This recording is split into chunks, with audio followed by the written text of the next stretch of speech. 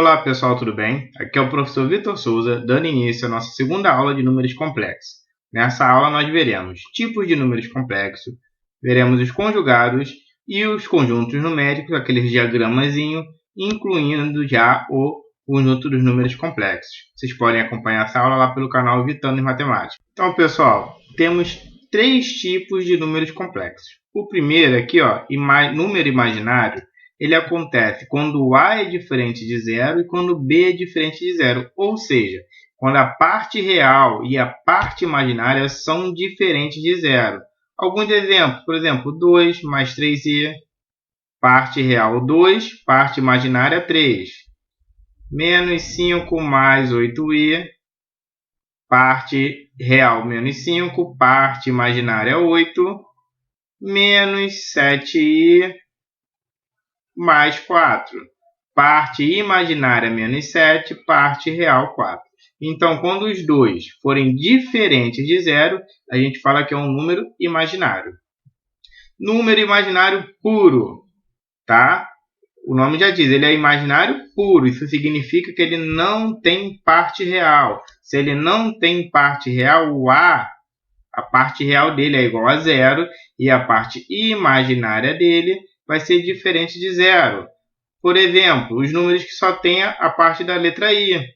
2i menos 5,1i, tá? Sei lá, raiz quadrada i, ou seja, ele não tem a parte real. E o número real é aquele que, ao contrário do número imaginário puro, ele não tem a parte imaginária. Tá? A parte imaginária, o número que vem na frente do i seria o zero, então eu não preciso colocar o izinho. Por exemplo, menos 8, 15, sei lá, vamos chutar outro valor, menos 2,1 e assim sucessivamente. Tá? Conjugados. O que são conjugados? Dois números complexos são chamados de conjugados quando as suas partes reais possuem o mesmo sinal, ou seja, as partes reais são as duas positivas ou as duas negativas, tá? E ele é conjugado quando a sua parte imaginária possui sinal oposto. Observa aqui, número complexo z igual a mais bi. Parte real é positiva, tá? Então, quando eu fizer o conjugado dele, que eu vou chamar de z com uma barrinha em cima, a parte real dele vai continuar positiva. Então, o A tem o mesmo sinal. Se um é positivo, o outro é positivo. Se um for negativo, o outro é negativo. Para ser conjugado, eu tenho que olhar aqui para a parte imaginária. Um é positivo e o outro vai ser negativo. Isso significa ser conjugado. Parte real com o mesmo sinal, parte imaginária com sinais opostos, ok? Tá, então vamos lá. Z igual a 2 mais 8i. Quem é o conjugado de z igual a 2 mais 8i? É o z barra, vai ser 2, ou 2 eu repito, que é a parte real. E do i, na parte do i, a gente vai colocar o sinal oposto, menos 8i. Conjugado de menos 4 menos 5i. Menos 4 a gente repete com o mesmo sinal. E o menos 5i, para ser conjugado, eu vou ter que trocar de menos 5 para mais 5i. Z igual a 3i. Observa que esse 3i é a parte imaginária. Como não tem nada na frente, ele é positivo. Tá? Então, o conjugado dele, como não tem parte real, é só trocar o sinal da parte imaginária, que vai ser menos 3i. Letra D, z igual a 5. Observa que aqui não tem parte imaginária, não tem aquele izinho aqui. Então, significa que o número que vem na frente do i é o zero. Só que não existe nem mais zero, nem menos zero. Então, o conjugado do 5 é o próprio 5. Ok? Então, representação dos conjuntos numéricos. Vocês já viram esses diagramas aqui, tá, ao longo dos anos aí da vida escolar de vocês. Primeiro, nós começamos com os números naturais, aqueles que têm o 0, o 1, o 2, o 3, e assim vai, até o infinito, tá? Depois vem os números inteiros. Observa que os naturais estão dentro dos inteiros, então todo número natural também é inteiro. Só que além desse, a gente tinha os números negativos. Tinha menos 1, menos 2, menos 3 e assim até o menos infinito. Depois nós vimos os racionais, que eram os números que podiam ser escritos em forma de fração de dois números inteiros, que além desses positivos e negativos, também tinham os positivos, os negativos e o zero, aqueles que tinham vírgula, por exemplo, menos 2,1, e as dízimas periódicas, por exemplo, 1,333, o 3 se repete até o infinito. Depois vimos alguns números que são irracionais, tá? Eles são irracionais, ou seja, são aqueles números que são decimais, infinitos e não periódicos. Por exemplo, assim, alguns exemplos, as raízes de números não exatos, raiz quadrada de 3, raiz quadrada de 2, tá? Alguns números da matemática, como π, e outros exemplos. Juntando esses dois números, tá? A gente tem um conjunto dos números reais. E quando a gente pega todos esses números imaginários que nós aprendemos agora, nós vamos formar o conjunto dos números complexos. Aqui nós temos os imaginários puros, né?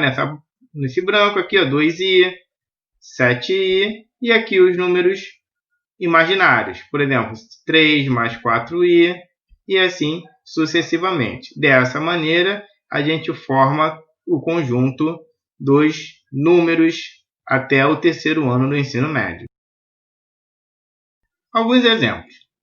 Obtenha o número x com x pertencente aos reais, de modo que o número complexo z igual a 5 mais x ao quadrado menos 9i seja um número real. Para ser número real, a parte imaginária tem que ser igual a zero. Quem é a parte imaginária? É quem está na frente do i. Essa equação aqui ela vai ter que ser igual a zero. Então, eu vou fazer o x ao quadrado menos 9 vai ter que ser igual a zero. Vamos resolver. Menos 9 passa para o outro lado, vira 9 positivo. X ao quadrado, quando o quadrado passar para o outro lado, vira raiz quadrada de 9. Ok? Então, raiz quadrada de 9 a gente vê que é 3. Mas a gente está falando de uma equação. Então, uma equação de segundo grau. Eu tenho dois resultados. Quando a gente está resolvendo a equação de segundo grau incompleta, na verdade, eu vou ter mais ou menos a raiz quadrada de 9. Mais ou menos 3.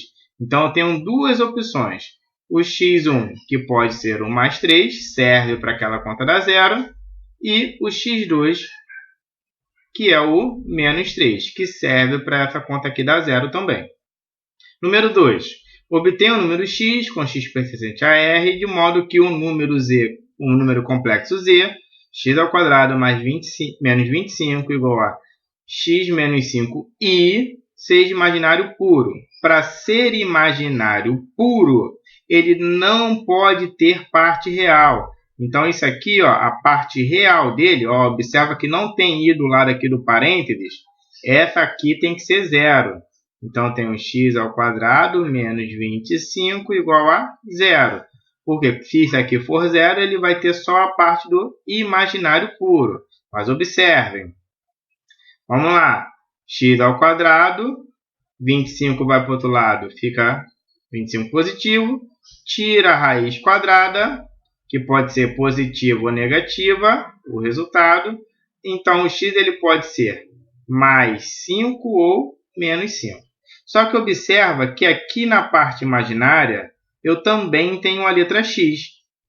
Então, eu tenho duas opções. Eu tenho x1 igual a 5, positivo, e tenho x2 igual a 5, negativo. Para ser imaginário puro, essa parte aqui, ó, não pode ser zero. Não pode ser zero, tá?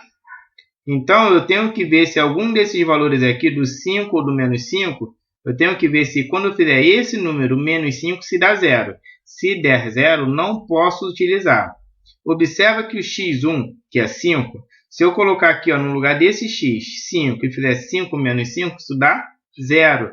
Então, eu não posso usar o 5. Só vou poder usar o menos 5. Então, minha resposta é menos 5. O outro não me serve. Chegamos ao final de mais uma aula, espero que tenham gostado. Façam uma listinha de exercício e logo estarei fazendo a correção para vocês.